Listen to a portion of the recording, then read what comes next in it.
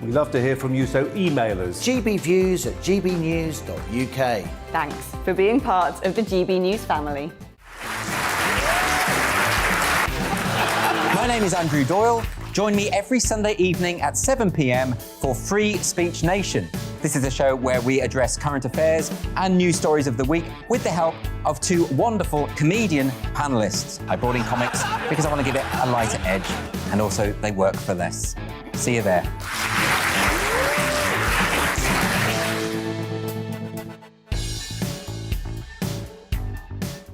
Join my show Farage, 7 p.m. till 8 p.m. Monday through Thursday, and there you will get opinion, analysis, debate, and I'll cover stories that nobody else dares to touch. And then for the last 15 minutes, talking pints. We're over a drink. We have a civilised conversation with someone. We very often disagree, but we do it in a grown-up way. Come and join me on Farage.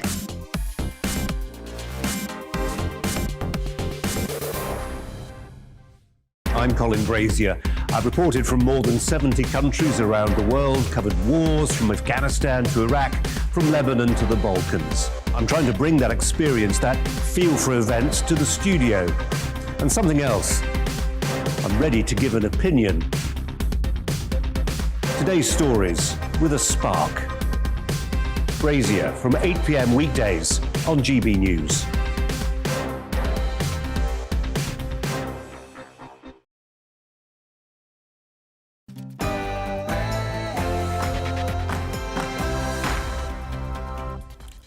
Good afternoon. It's time to debate the big issues of the day with me, Gloria Piero, Liam Halligan, and a whole host of experts.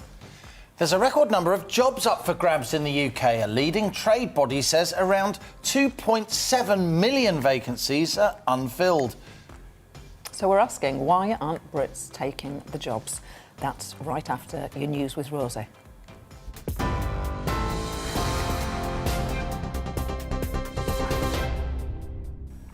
Good afternoon. Let's get you up to date at 2 o'clock. The Prime Minister, Boris Johnson, will chair an emergency COBRA meeting later this afternoon in response to the terrorist attack at Liverpool Women's Hospital. Now, a warning, some of these next images are distressing. Police believe they've identified the passenger who brought an explosive device into the taxi. The man died in the explosion, and police at this point have said his motives are unclear. The driver of the cab, David Perry, who escaped with injuries, has been praised by the Prime Minister. Head of counter-terrorism at North West Police, Russ Jackson, says police have arrested a fourth man under terrorism laws. Our inquiries have led us to two addresses.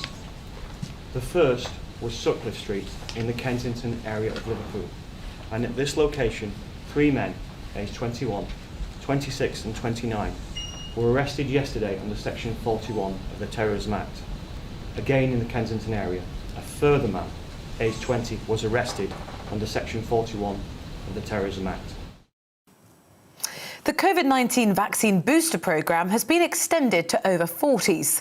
The Joint Committee on Vaccination and Immunisation say all adults over the age of 40 should be offered a booster 6 months after their second dose.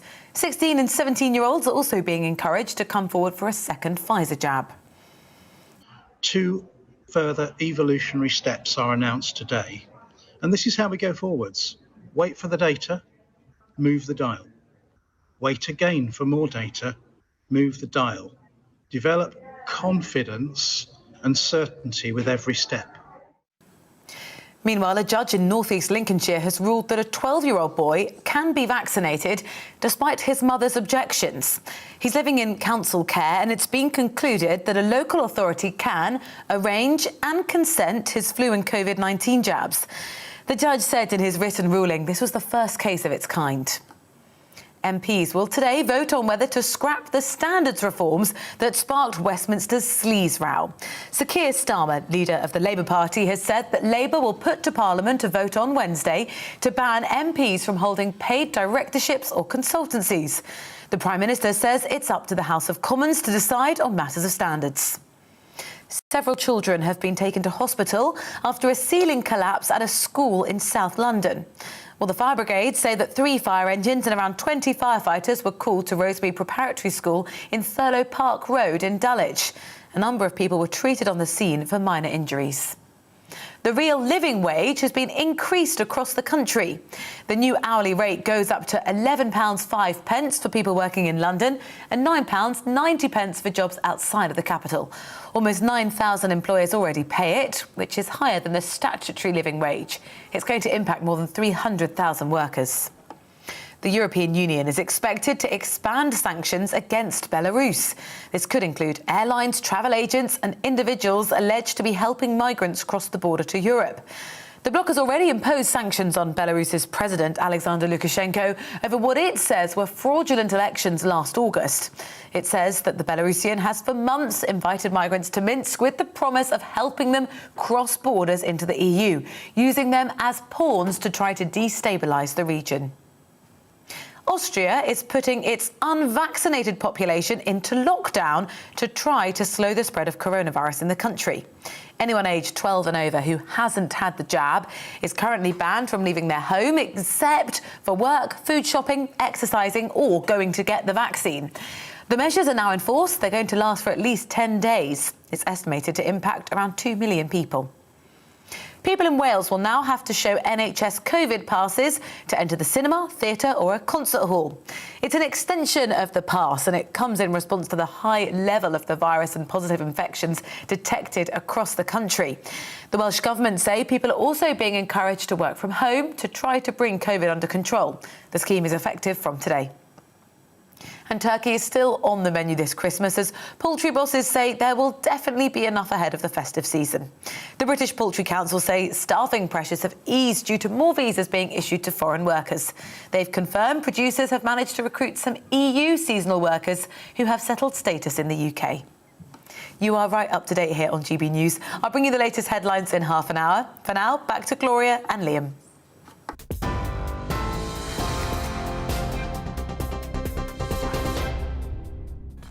Coming up today on Piero and Halligan, we'll be debating the record number of jobs that are currently up for grabs in the UK.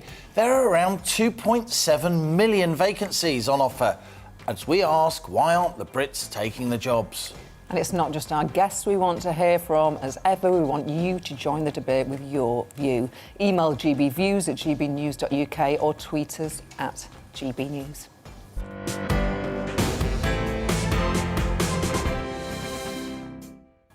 Before we get into that debate, let's bring you the latest on the situation in Liverpool. 3 men have been arrested under the Terrorism Act after a car exploded outside a hospital in Liverpool yesterday. Our GB News Home and Security editor Mark White has sent us this report. It's just before 11 a.m. on Remembrance Sunday. As the nation pauses to remember its war dead, this security camera captures the moment a taxi pulls up at the front of Liverpool Women's Hospital. Moments later, an explosion. As smoke pours from the taxi, the driver, David Perry, can be seen staggering from the vehicle, thankfully with only minor injuries. In the back of the cab, as it's engulfed in flames, a man who police now believe was a bomber, who brought his explosive device into the taxi. It's not clear what any intended target was, but police say he asked the driver to take him to the women's hospital. A memorial service was also taking place nearby. The explosion has now been formally declared a terrorist incident. The taxi driver, who's now been released from hospital and is recovering at home, has been hailed a hero. Away from the scene of the explosion, police raided 2 residential addresses and made 4 arrests. Those arrested under the Terrorism Act are still in police custody today, being questioned by counter-terrorism detectives who are trying to piece together information about the suspect and his movements prior to the explosion. At Rutland Avenue, around a mile from the hospital, there is still a heavy police presence. A mobile police command unit has been set up at the end of the street as a property linked to the dead suspect is searched. Neighbours told us of their shock at the unfolding events. You don't really see stuff around here like that. I think it's a bit mad wherever you live. You see things like this, isn't it? We don't really know what's going on. Yeah, it's a bit clueless. Even the police just said they don't really know what's going on. Well, the other police at that side said there was a manhunt. Police and security services are now urgently trying to establish whether there is any wider threat to the public. They've said they've discovered significant items at the Rutland Avenue address and are likely to be involved in a prolonged search of that property.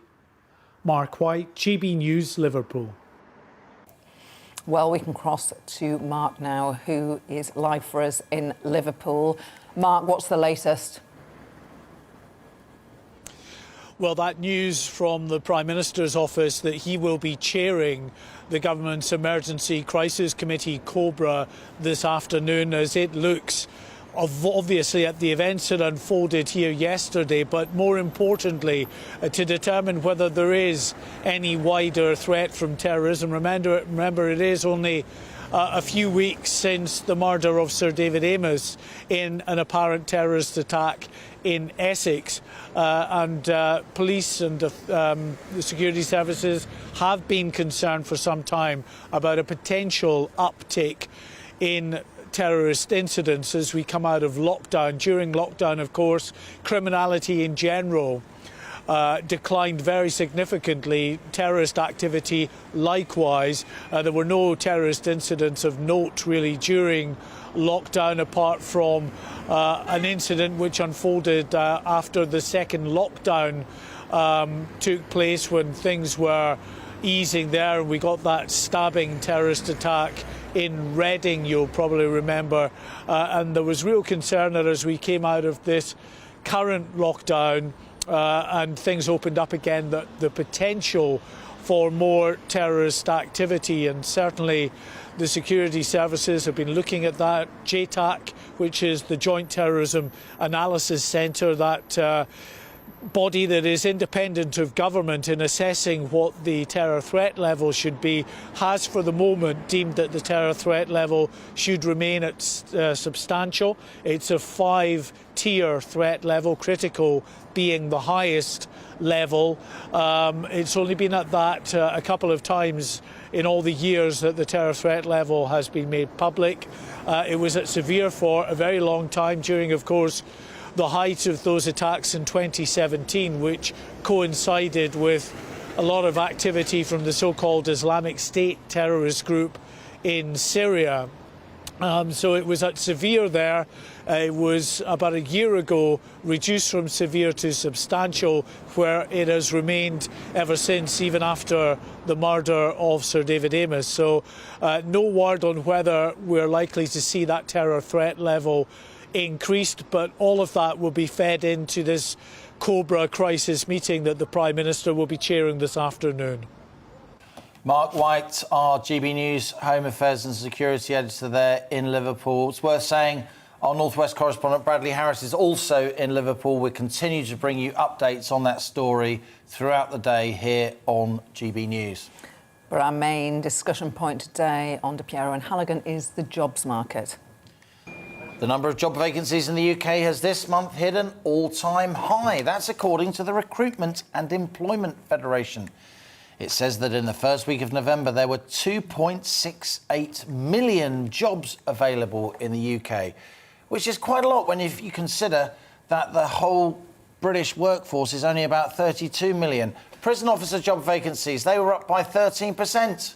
The biggest weekly rises in advertisements were for driving instructors, up by 32%, and for prison officers, as Liam said, which were up by 13%. Other key occupations which have continued to have high levels of vacancies advertised include nurses. Almost 122,000 job ads for nurses, and then there were also over 100,000 ads for programmers and software professionals. The number of ads for care workers and home workers reached 78,740 and just over 53,000 for chefs. Our first guest today is Tony Sofilides. He's the Strategic Affairs Director at UK Hospitality. Tony, great to have you with us. I don't know if you were watching GB News 20 minutes ago. I just interviewed the great Aldo Zilli, no less, and even he can't find a chef. Well, I'm afraid I didn't catch that, but I wish I had. No, chefs are one of a number of roles in hospitality that have become very difficult to fill.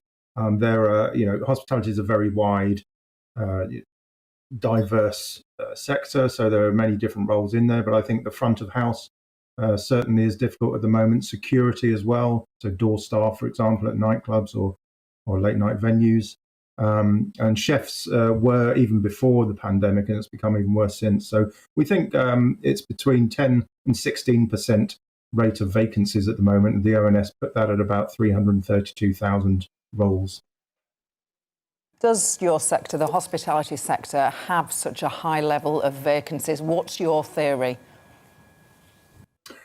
It's a number of factors, to be honest. If I'm brutally honest, we weren't doing a very good job of selling careers in the sector before the pandemic, but then the pandemic has made it a lot worse. There was a fair degree of enhancement of the workforce in hospitality by non-British workers, many of whom have gone back during the pandemic and haven't gone back to their countries of origin and haven't come back. Others, of course, went on furlough during the lockdown and found work elsewhere. And of course, until we really know that we're out of the woods in terms of the pandemic, of course, hospitality is viewed by many as being vulnerable to close down again. So, a lot of people have a lot of nerves about it.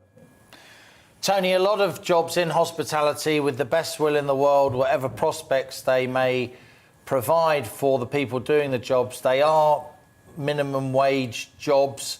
Is there any sense that you think people across your sector maybe need to up the rates a little bit more to attract more people? If that's what it takes, then that's what many will do. I mean, the market will sort itself out. But the fact is, at the moment, such is the acuteness of the problem, compounded by supply chain problems as well, that rather than having to work those, very, very much valued staff to the bone now, what we're seeing is that venues are having to close, for a couple of days a week or restrict exactly what their offer is. So the very last thing they have is any sort of cash flow. This is an industry saddled with incredible levels of debt. I think it's right. You said that. I think you were fair there in saying it was entry level is national minimum wage. But I think it's important to point out that wages in hospitality have increased steadily in the past decade and by 19% over the last 5 years. So, and there are as well very clear, quick career progressions to be had in hospitality too. The Asian fast food chain Itsu, they have raised wages 3 times in as many months. Is it more difficult for your small independent pub to do the same? I think what you've seen there, what you've cited there, is people doing what they can do. But as I said before, it's a very diverse sector, and especially in the state of trade at the moment, it's just not possible for that to happen everywhere. And unfortunately, it may well see some venues go to the wall, as we've seen over the pandemic happen. So, the workforce has necessarily got smaller because places have closed. More than 8,000 venues have closed, but we're still unable to attract people. I think it is really just a culmination of a lot of factors. Sure you feel, Tony, that if maybe some smaller outlets got a bit of a break in terms of taxation, business rates reform, there may be some more money knocking around in those businesses to spend more on staff, both attracting and retaining staff. That's exactly right, and you've put your finger on one of the top ones there, which is business rates, and we need to see far more fundamental reform of that. But also, it's one of the reasons why we're calling for the lower rate of VAT to be retained when it's scheduled at the moment to go back up to 20% in April, just as much of hospitality is looking to start its high season. And that will inevitably, in some instances, result in an immediate hike in prices, which will further damage trade. So yes, we're certainly looking at business rates and VAT and asking government to give us a break on those. Tony, thanks for joining us. Tony Sophocledes there, who is from UK Hospitality.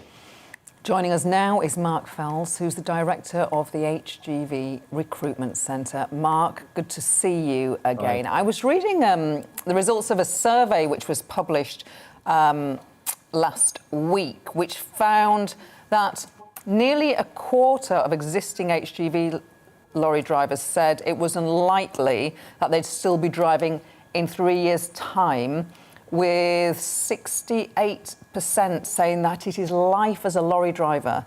That is just, it's just too hard. It's not about the money, it's about the life, the terms and the conditions. What can you do about that?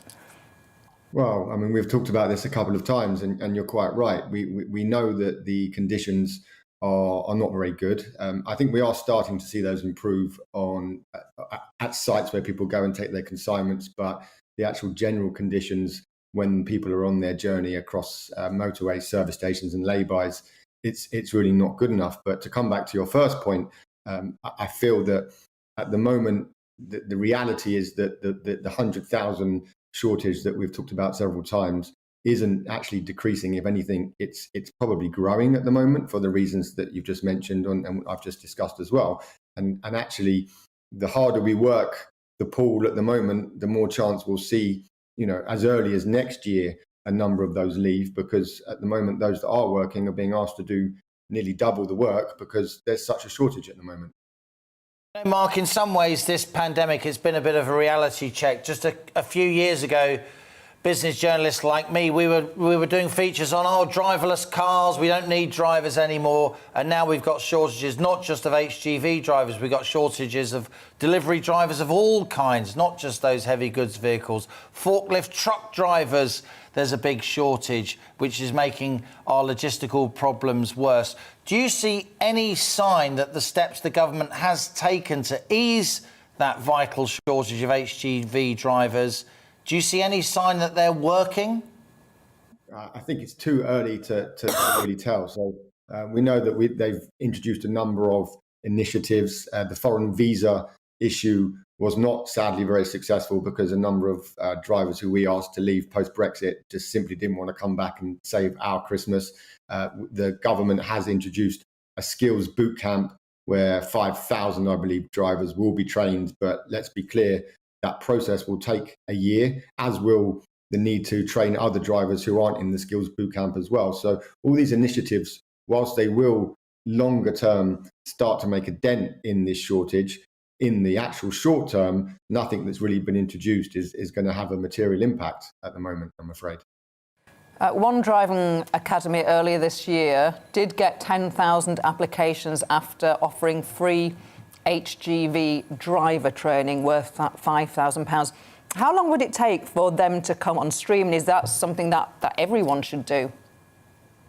Well, I believe if everyone had the money to do so, they would probably be able to offer free training. But the training cycles, look, in pre-pandemic world, we would be looking between about 12 and 16 weeks to have somebody from the initial stage of getting their medical to passing their HGV license. Now, for a number of reasons, that process has now slowed down and we're dealing with backlogs. So you would probably now be looking between 4 and 6 months for somebody to actually get their training completed from start to finish. So we have seen a slowdown. We have also seen more people interested to join. Some will be able to access this funding, some won't. I don't think the 5,000 is nearly enough. But unfortunately, as a byproduct of the pandemic and people having to distance and people not being able to train as fast as they were pre-pandemic, this whole training element has slowed down. So at the moment, it's delaying things and taking longer than it ever did in the past. Why is the process slowing down when we need it to speed up? Is it because of DVLA, the Vehicle Licensing Authority? Is it because of a shortage of people to actually do the training as instructors? Well, I think we've talked before that the DVLA has a huge backlog of licenses to process. Those are licenses of people that are applying for the first time and those that want to renew. We also then are dealing with, so in March, April 2020, training fundamentally stopped for a large chunk of time, but a load of people had paid for that training. Then as we came out of the first lockdown, training began again. But again, in sort of December 20, moving into January 2021, Delta variant came and that stopped training again. So in the course of 12 months, we've probably only been able to train for 3 or 4 of those months. So now training schools are furiously trying to deal with the backlog of people that had applied, and then now trying to get those that have applied since to then come into that training cycle. So unless we can increase the training facilities and the training schools can take on more of these applicants, it's just going to take time to wash through, sadly. So as ever, stay in touch. Yours is an important voice in this debate. Mark Fells there, the director of the HGV Recruitment Centre. Remember, you can join the debate. Why do you think Brits aren't taking the jobs? You know, maybe an employer finding it difficult to get staff, or someone who is looking for work, but there is a shortage in your area. It's not a simple story across the UK. Email us your view, gbviews@gbnews.uk, or tweet us at GBNews. Up next, a judge in Lincolnshire has ruled that a 12-year-old boy in council care can have a COVID jab despite his mother's objections. We'll have all the details. That's after the weather. It's time to remind ourselves there's always another winter. Canary Islands sponsors the weather. Hello again. For many of us, a fairly glum Monday with lots of cloud around, but not a lot of rain, and the winds are fairly light, which did allow some fog patches to form through the night. Still pretty misty and murky out there at the moment. High pressure is trying to build in, and this set of weather fronts are lying across the country. So if you're stuck under these for parts of northwest England, north and west Wales, it will be a fairly damp afternoon. The rain is fizzling out, but nevertheless, rain and drizzle on and off along this stripe through the country. To the north of it, brighter skies for Scotland, Northern Ireland, some sunshine, but it is quite windy in the far northwest. Lighter winds further south, a slither of brightness, maybe some sunny spells from Lincolnshire across into the Midlands. And it's pretty mild, with temperatures creeping into the teens for the south, where we see any brightness coming through. Now, that zone of damp weather, that weak weather front, weakens further overnight. Just really an area of cloud slipping into South Wales and the Midlands. Some mist and fog is possible, but it's going to be too windy for that across northern Scotland. Very gusty conditions here through the early hours with some showers. But most will be dry, and where we've got clearer skies, it will turn quite chilly. Temperatures well down into single figures. On to tomorrow, and certainly for most of England and Wales, another dry day, if predominantly cloudy day with some mist and fog. There will be some wet weather, though, pushing into western Scotland initially. A line of rain then moves across Northern Ireland through the middle of the day, and that rain slips through the central belt into southern Scotland to end the day. Further south, most places dry, still pretty mild, lots of cloud, but again, a bit of brightness. Could see those temperatures up to 13 Celsius.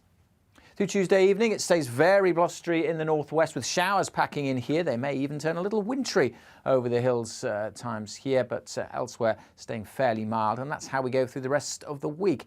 Wednesday looks like being largely dry and bright with some good spells of sunshine. A few showers in the northwest, mostly cloudy on Thursday and Friday, and staying pretty mild. Canary Islands sponsors the weather. You're watching GB News live across the UK and the world on our digital stream. GB News is Britain's news channel. We are the UK's home of discussion and debate from all perspectives. We are here for you. Don't forget to join our YouTube community by clicking on that subscribe button.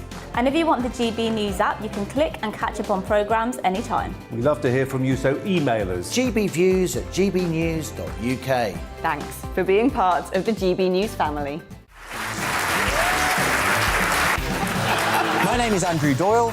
Join me every Sunday evening at 7 p.m. for Free Speech Nation. This is a show where we address current affairs and news stories of the week with the help of two wonderful comedian panellists. I brought in comics because I want to give it a lighter edge, and also they work for less. See you there.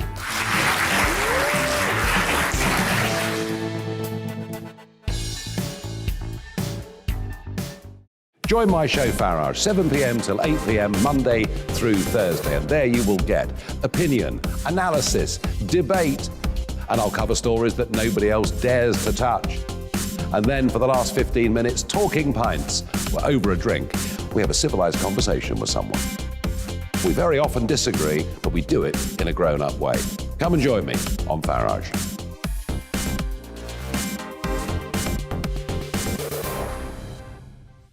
I'm Colin Brazier. I've reported from more than 70 countries around the world, covered wars from Afghanistan to Iraq, from Lebanon to the Balkans. I'm trying to bring that experience, that feel for events, to the studio. And something else. I'm ready to give an opinion. Today's stories with a spark. Brazier from 8 p.m. weekdays on GB News.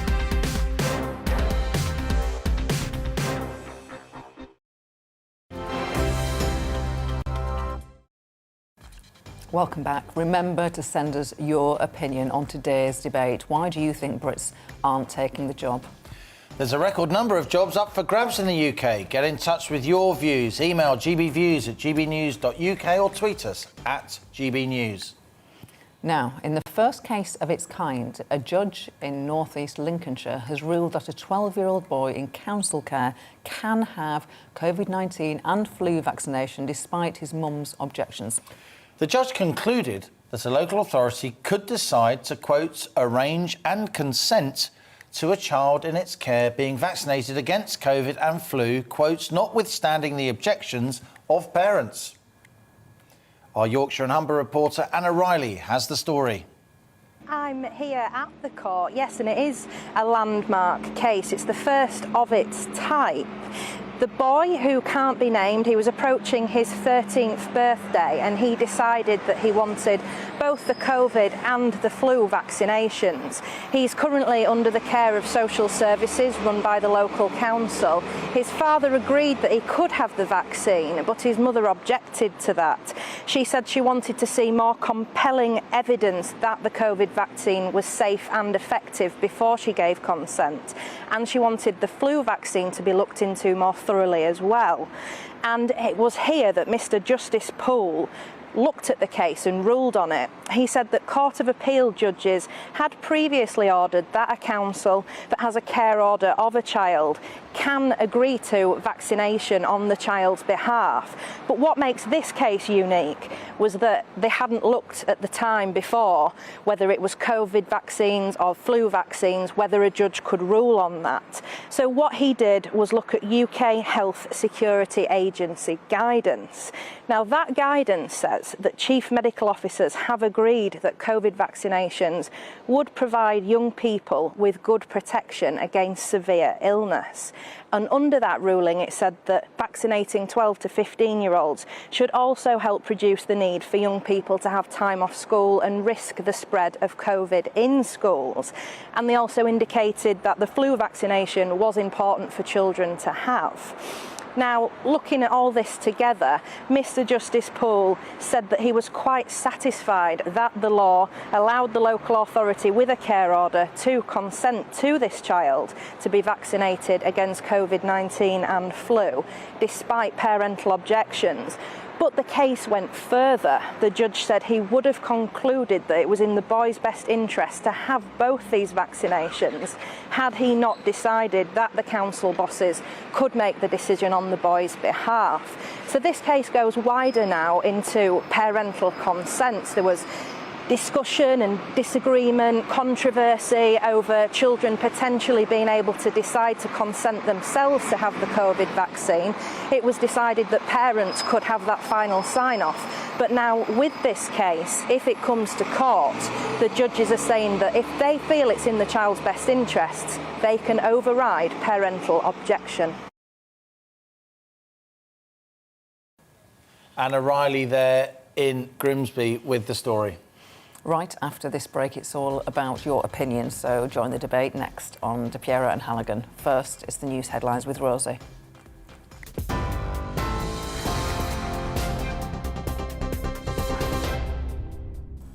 I'm Rosie Wright. It's just gone 2:30. Let's get you up to date. The terrorism threat level has been increased to severe, meaning that an attack is highly likely.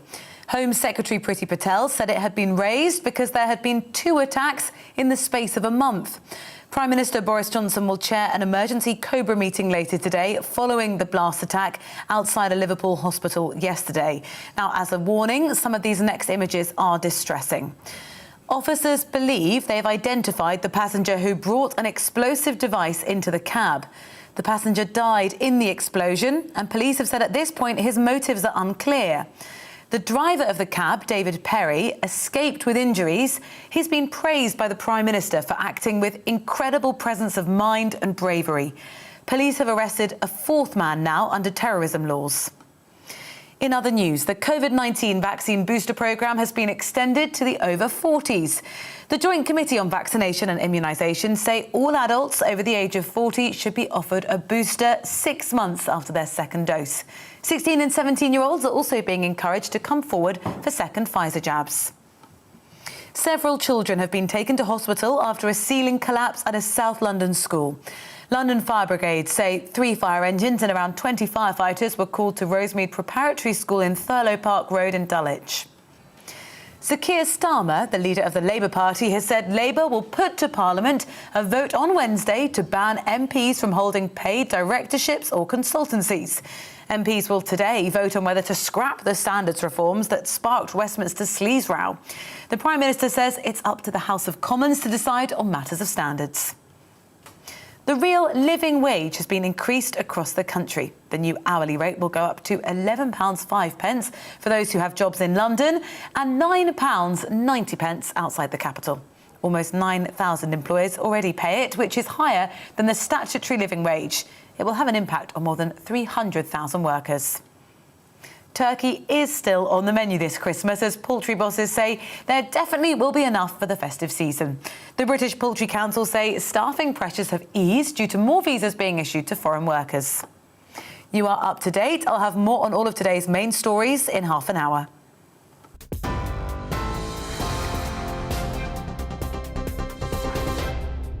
You're watching GB News live across the UK and the world on our digital stream. GB News is Britain's news channel. We are the UK's home of discussion and debate from all perspectives. We are here for you. Don't forget to join our YouTube community by clicking on that subscribe button. And if you want the GB News app, you can click and catch up on programmes anytime. We love to hear from you, so email us. gbviews@gbnews.uk. Thanks for being part of the GB News family. My name is Andrew Doyle.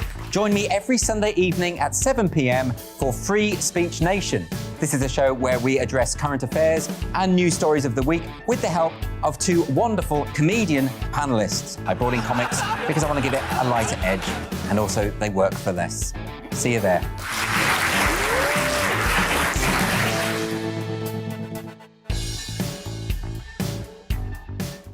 Join my show Farage, 7 p.m. till 8 p.m. Monday through Thursday, and there you will get opinion, analysis, debate, and I'll cover stories that nobody else dares to touch.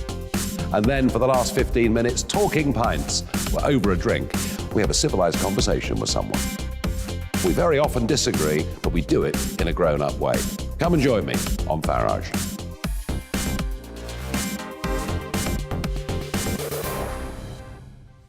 I'm Colin Brazier. I've reported from more than 70 countries around the world, covered wars from Afghanistan to Iraq, from Lebanon to the Balkans. I'm trying to bring that experience, that feel for events, to the studio. And something else, I'm ready to give an opinion. Today's stories with a spark. Brazier from 8 p.m. weekdays on GB News.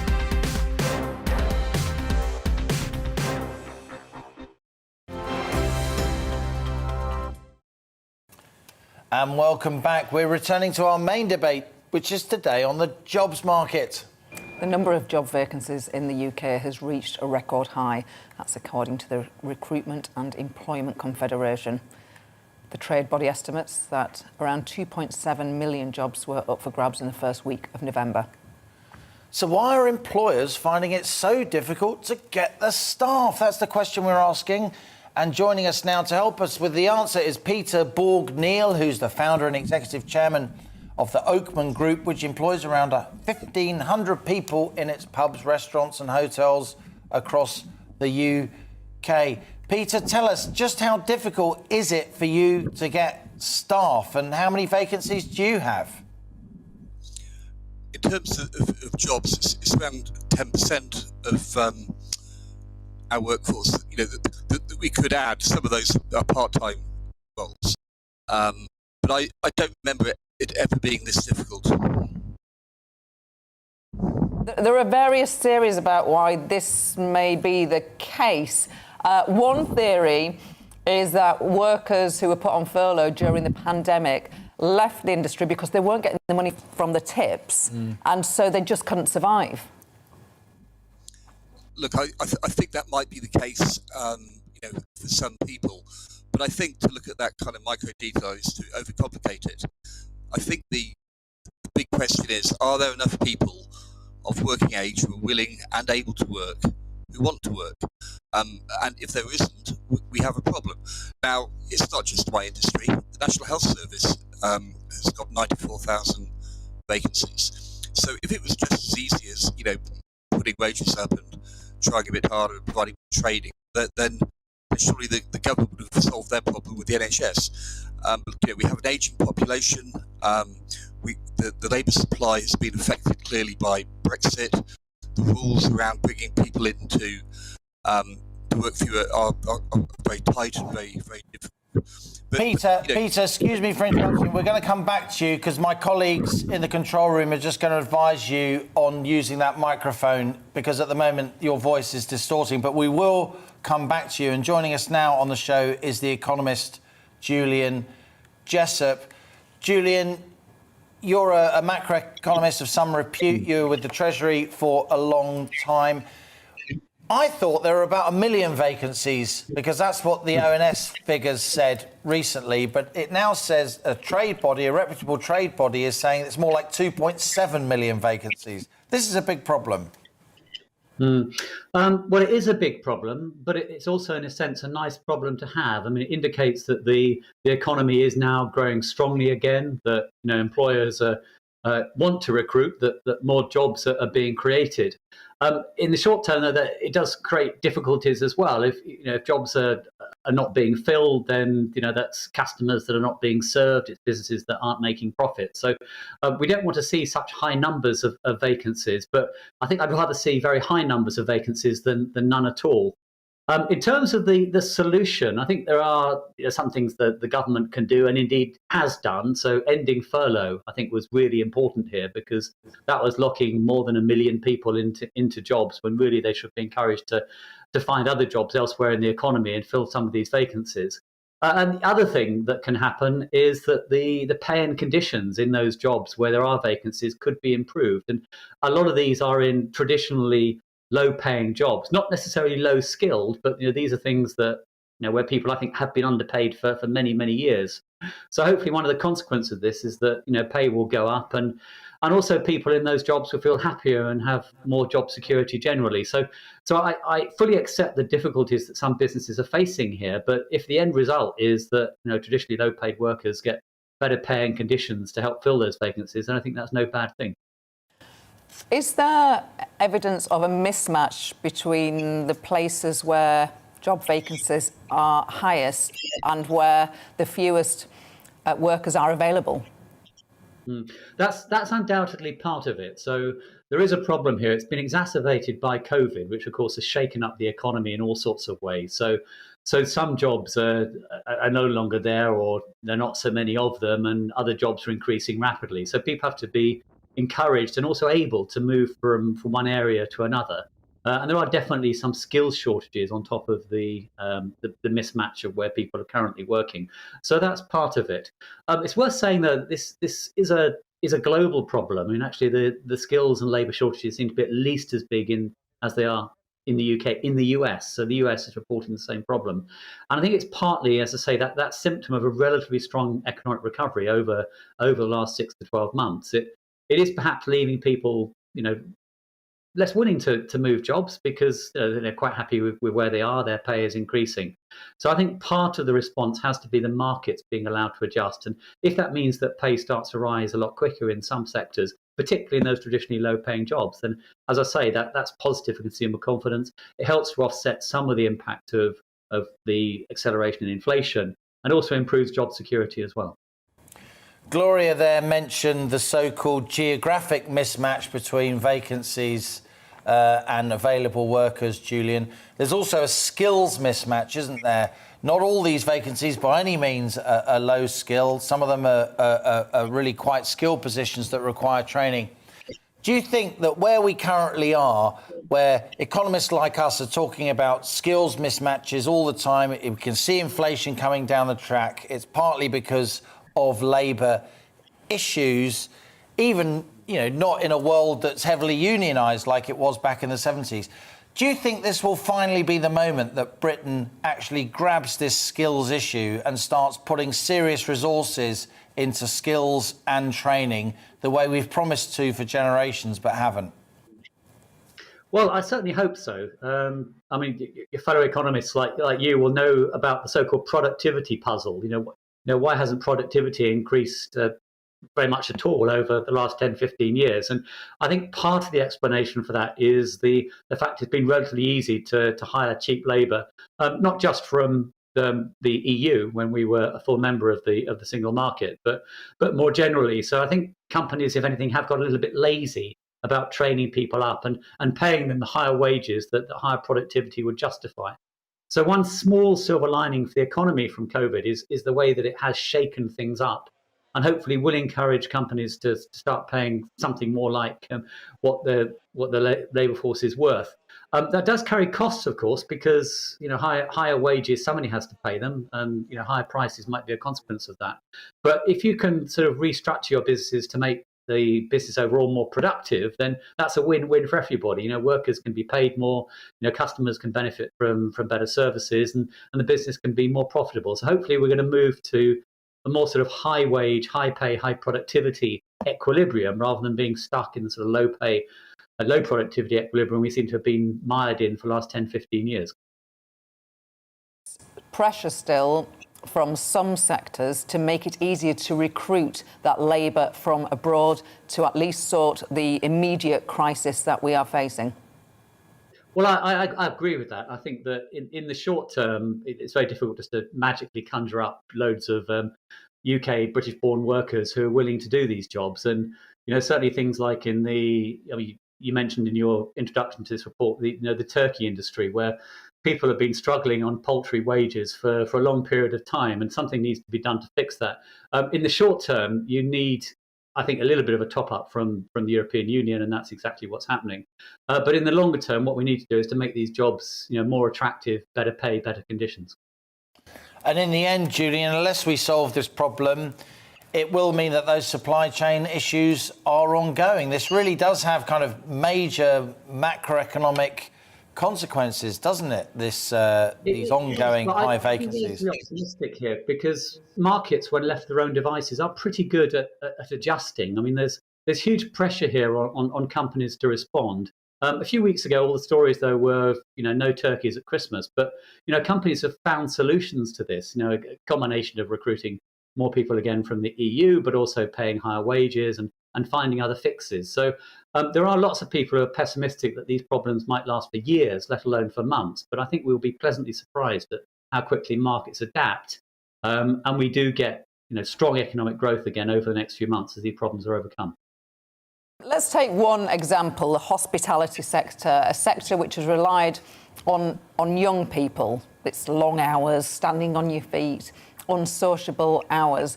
But the fact is that more young people are now staying in education. So how will the market right itself given that demographic change?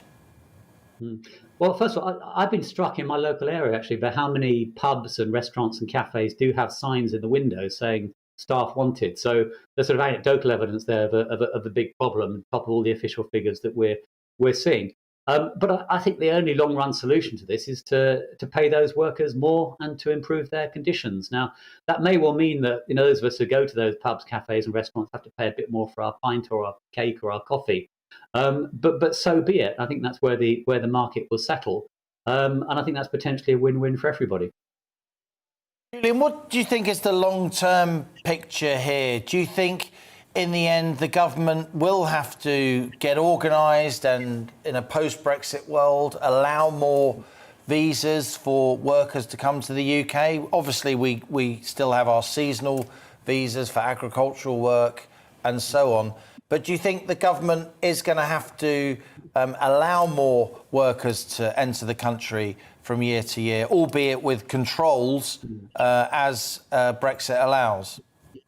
Well, I think it's important that any post-Brexit immigration system is flexible, and that when particular problems arise in particular industries, whether that's HGV drivers or people in the agricultural sector, not just seasonal workers, but others who may be needed from time to time, then you need a system that is able to adapt. But there's only so far that any system like that can work, can accommodate the changes in the market, because however enthusiastic you might be about the civil service, it's very difficult for bureaucrats in Whitehall to decide exactly which jobs need to be filled and where the people that are going to fill those jobs are going to come from. So I think a flexible immigration system is important, but at the end of the day, it's not really down to the government to sort this out. I think free markets need to be allowed to work, and if that means that employers themselves have to start paying higher wages and improving conditions, then I think that's probably the best outcome. And there's also the most sustainable solution, rather than relying on Whitehall to